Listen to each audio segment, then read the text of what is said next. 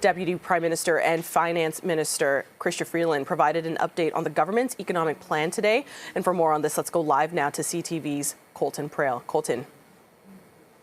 Kayla, part of their weekly update is including a number of new announcements this week, no different than the past few. There was another announcement this morning where we heard from the Minister of Housing that he has signed more than 60 new Housing Accelerator Fund deals. It totaled more than $176 million, but it's going to mean, they say, about 50,000 homes in the next 10 years, 5,300 new housing units in the next 3 years. But crucially, all of these deals, he says, are signed with rural communities. This is part of a very specific focus that happens today, where the Liberals announced housing and medical assistance for these rural communities. The other part of the announcement today was a 50% increase in loan forgiveness for doctors and medical students, as well as nurses who are working in rural communities. At the moment, these are relatively small communities, but the Liberals plan to expand that definition to include all cities up to about 30,000 people later this fall. It's a relatively significant focus. This isn't an area where we've seen them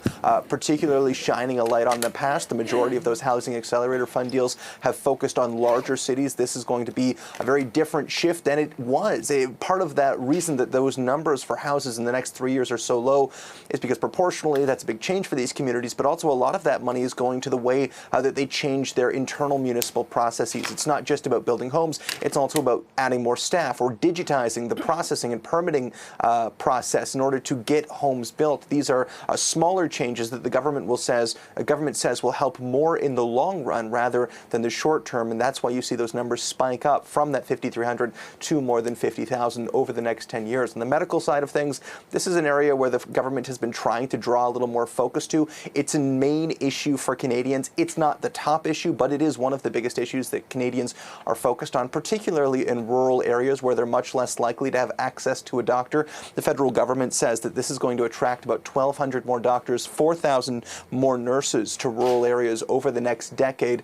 There's been some pushback about why this money is going towards loan forgiveness rather than other initiatives, potentially more medical residencies or more supports for doctors. We know those are really two crucial challenges that are facing people trying to get into the industry and people who are already in the industry and being forced to leave some of these rural areas because they're overworked, because they don't have enough support. The federal government pushing back on that a little bit this morning, saying that they should talk to premiers like Doug Ford or like Danielle Smith to get some of those residencies increased. Kayla? Okay. CTV's Colton Prale breaking this all down for us. We appreciate it. Thank you, Colton.